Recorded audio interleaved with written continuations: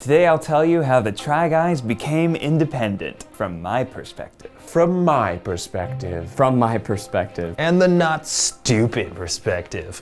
No, I'm kidding.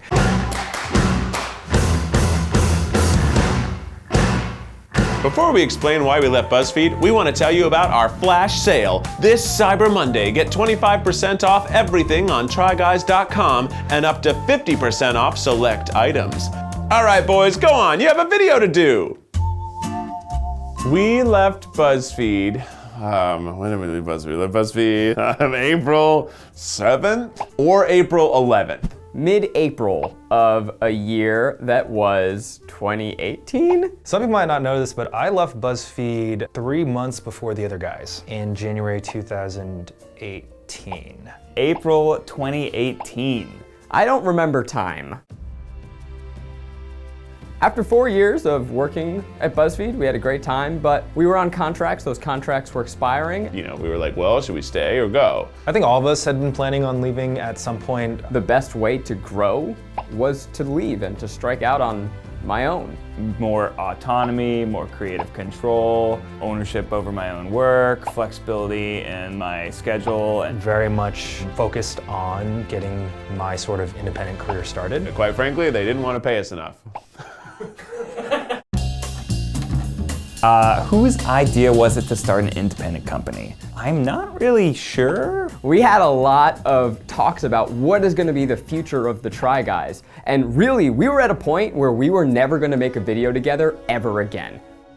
Say Zach was the one who was initially really pushing and exploring the idea of what this whole operation would look like. I requested with all the guys that we take a meeting together, that we all get in a room and talk about what do we want and what do we see the possibilities being. And then I would give credit to Ned for actually putting numbers to ideas. We all went to Zach's place and I walked the team through a spreadsheet of everything that I thought we could do. He fucking loves spreadsheets. Ned loves spreadsheets so much. I like doing spreadsheets.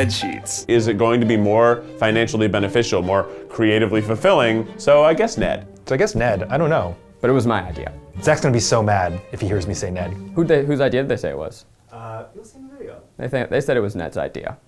I don't know if the other guys can talk so much about what goes into starting a company. Ooh, the basics of the company. There's so many things that go into creating a company that are even outside of my realm of expertise. The basics of the company involve a lot of horrible, boring bullshit. First, you have to come up with a company name and a corporate structure and a ownership situation. So then you got your payroll, you got your health insurance, you got your 401k. Those are kind of general benefits stacked for our employees, make people feel happy, satisfied. Obviously, you got to get good snacks as well. We were like, we'll name our company this. And then right after, we're like, oh no, our company should not be named that. It should be named this. So then we had to literally file paperwork to cancel previous paperwork. You put all that in a document and then you fill out some forms, put it to the state, put it to the federal government. It is awful to start a company. I was off shooting a feature and Ned was dealing with his new house and baby that was just born. Keith and Zach both were here and put together a lot of the basics for the first videos on the channel and all the equipment that we needed. It's our first standing day. You look ridiculous. You look ridiculous. There were so many things that we were used to having that I think we took for granted, and so we had to start from scratch. It was like, okay, what cameras and broken lights do you all personally own? Oh, I think we're gonna need this lens, we're gonna need this janky tripod will work. And we were literally working out of a house that Ned was still moving out of. I showed up and there's an infant, not just a baby, Wes is an infant. And we're trying to do work around an infant. That's a tiny baby.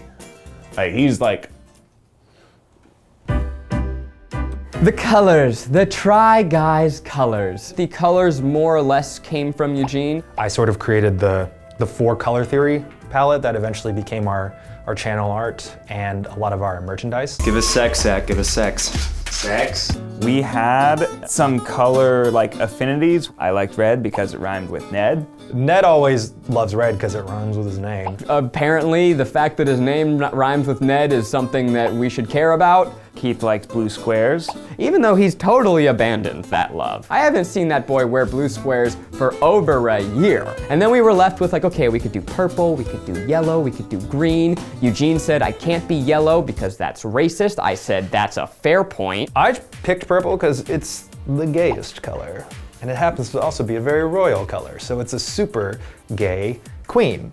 And then I was left with the choice between green and yellow. I think yellow doesn't look good on me, so I chose green. I feel good about that choice. Was the first thing the Taco Bell video? Because, no.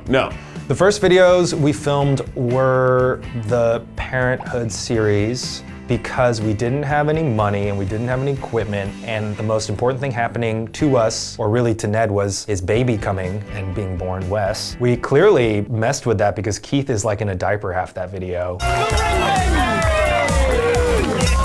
After so much stress about navigating this leaving of BuzzFeed, it was so excited to actually be on set filming with the other guys again. It was like the good old days, right? Like we were like handing off cameras, we were like running sound with each other, we just didn't have enough staff, so everyone was doing every job. It's a good thing we filmed it when we did, because she like actually had the baby like a week or so later.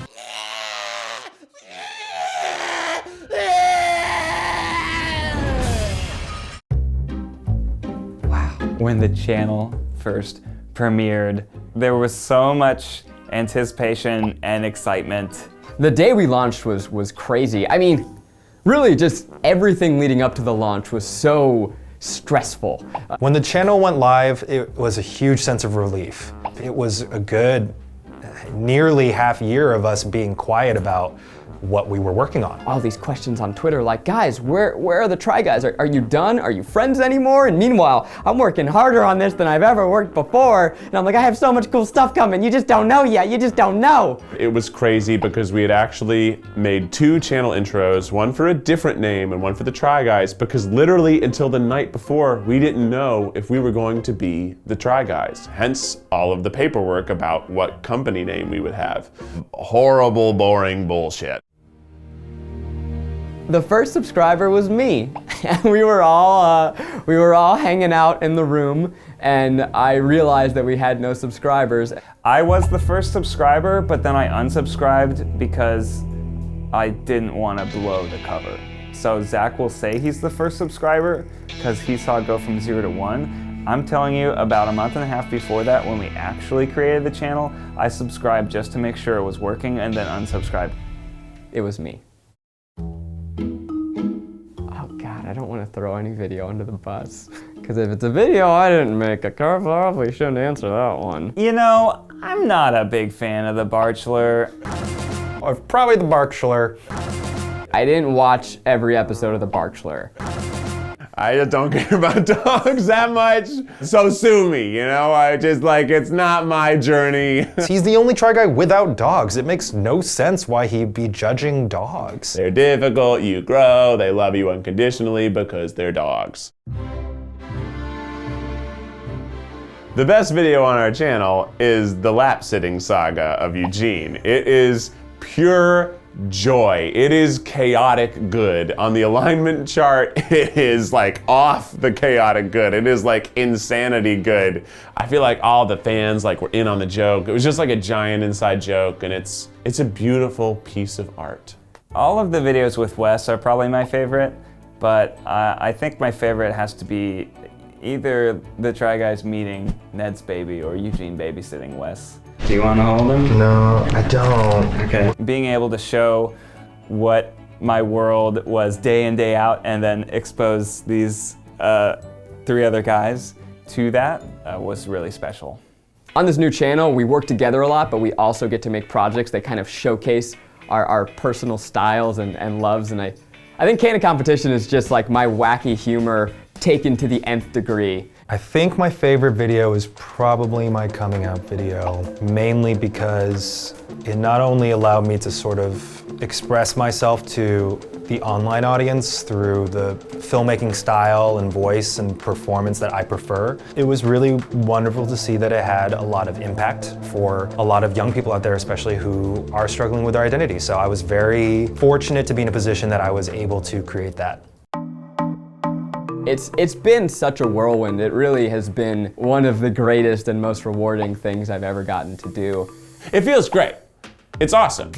You know, we have a robust staff. There's like 15 people in this single bathroom home. I am so happy. I feel so proud. It feels amazing to be able to own and operate your own company.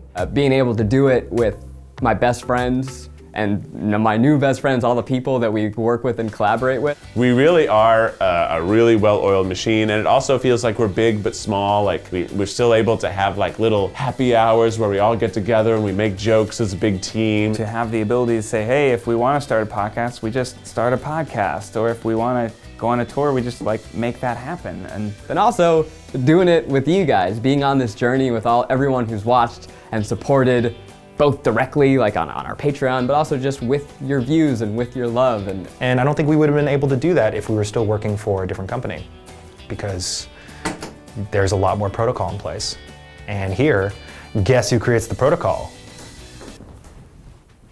These guys. Guess who runs HR? Nobody. We don't have HR. Shots for everybody. The goal I have for our channel is to be able to expand even beyond us, you know, because I think that what we're trying to put out in the world is a message of inclusivity, but also daringness to explore things that you're afraid of or you're uncomfortable with. And I don't think that's limited to the 4 Try Guys. I think that is something that is vastly expansive and something that should be expressed from other people's perspectives. But this year I want to get into more scripted videos on the channel. I've been trying to bring those elements into our unscripted work, but yeah, I'm gonna make some scripted pieces up in this bitch. we're gonna have different shows. We're gonna have each of those shows be on a different day of the week. We're looking to take to Netflix. We're looking to take to TV.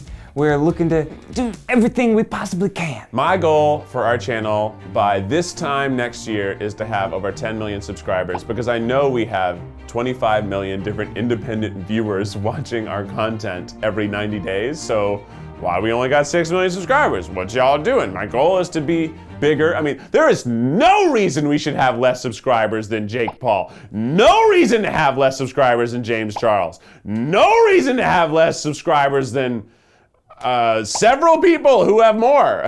You know, if you subscribe, maybe we'll make another season of the Barkschler.